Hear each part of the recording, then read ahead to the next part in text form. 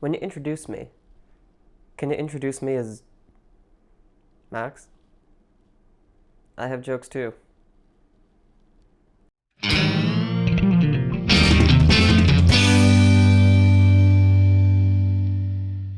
Shalom, my friends. This is Max Joseph, and I'm here because I just saw Joker. Story goes like this.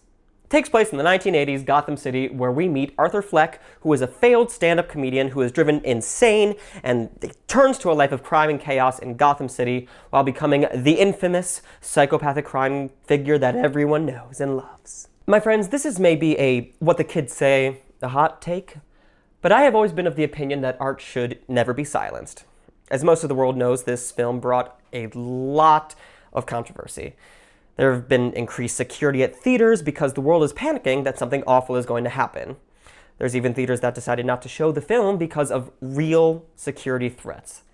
And I hear that, and I understand the thoughts that maybe this film shouldn't have been released, or that it wasn't the right time to release it, or it feels tone deaf. I absolutely feel that, and I sympathize with that, and at some points, I wholeheartedly agree with it. But here's a thought that I think the world maybe is forgetting about, or maybe hasn't been discussing as much as it probably should. This movie is indeed mirroring our current society, country, political climate, and should be viewed as a wake-up call, not a call to deitize a villain. In fact, I think it's everyone's responsibility to actually see this film and not hide from it. It takes a very in-depth look into mental health, and it's very blunt about it. It's a serious issue, and it should not be taken lightly. So, I guess my question for everyone watching this video is, instead of viewing this as an unlawful movie that should never have been made, can we instead watch this, in my humble opinion, spoiler alert, cinematic masterpiece, and use it as a lesson and put forth good actions to get our country and ourselves back together? So, enough with the thoughts and prayers. Vote. Call your representatives. Join a peaceful protest. And enough of making jokes about mental illness, because it's real. It is the same as being sick. And instead of saying to someone, you'll be all right, maybe instead make the effort to call your loved ones and tell them that they are loved. Ask what you can do to help out the people you love. Literally give a smile to someone walking down the street. You don't know that person's life. Maybe just a simple smile will make their day and give that person hope. Use this film as a learning experience, inspiration, and share it with the world in an educational, healthy, and loving way, not as a means of violence. So now I'm off my soapbox. And all that being said, here are my bullet points for Joker. Bullet point number 1. Let's get to the best part of this movie, Joaquin Phoenix. Y'all, I don't care what anyone says. This man, he gave one of the best performances I have seen in my entire life. He's one of the best actors working today, and I can't think of a single film where he was not amazing. Even if the film wasn't, he was good. He is 100% deserving of an Oscar campaign, and I think he actually has a chance of winning. And if he does, it'll be for one of the most memorable performances I've ever seen. Bullet point number 2. This score. I was just at a panel for the upcoming film 1917 with the director Sam Mendes and legendary cinematographer Roger Deakins.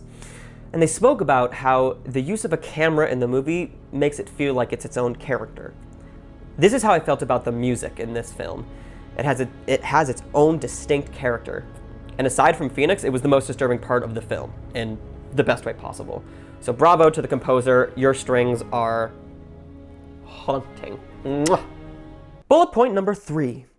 Let's discuss our brilliant director and co-writer, Todd Phillips, who's best known for the Hangover films. He takes us on a journey that, in my opinion, never fails to fall off. And similar to Dark Knight, Deadpool, Black Panther, Logan, Spider-Verse, he pushed the boundaries of what a superhero movie can be. We've never seen anything of this caliber and feel. And a special thank you to Mr. Phillips for showing us his love of the king of comedy by bringing in Robert De Niro as the late-night TV host, Murray Franklin. Bullet point number 4. Lawrence Sher's cinematography was stunning, and probably some of the best of the season. He was able to make Gotham look like the scary place it is, but it was also full of life and excitement, but also looks like it's ready to get blown to at any second. Bullet point number 5. I know everyone's already trying to compare the Jokers, mainly Heath Ledger, Jack Nicholson, and now Phoenix. I'm not including the great Mark Hamill in this conversation, just keeping it in the live action. So people are asking who is better. I don't think I can answer that yet. When I saw the 1989 Batman, I thought, well, Nicholson is the best Joker we'll ever see. When I saw Dark Knight, I knew without a doubt Ledger would be compared to Nicholson, but in my head, was the best Joker we'll ever see. Well, when I got out of Joker, I knew without a doubt that Phoenix would immediately be compared to both Ledger and Nicholson, but could possibly be the best Joker we'll ever see. But I think it's just very, very hard to compare these, and maybe not even reasonable.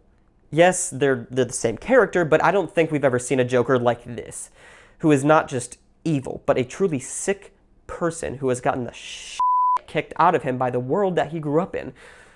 But personally, I obviously hope we can get more of it, because this is the Joker I never knew I wanted, but beyond honored I got to experience it. I'm giving Joker 5 stars. And not only that, it's my number 2 film of the year behind Avengers Endgame. And, in my humble opinion, top 10 superhero films of all time. My friends, thank you so much for watching. Please make sure to like, comment, and subscribe to this channel, as well as follow me on Twitter and Instagram at mjoseph492. And if you really love me, please consider being a patron on Patreon, where you can get patron-only content, guest interviews, giveaways, and lots more. You can even give me a film to review or a song to cover, and that video will be dedicated to you. Shalom, my friends.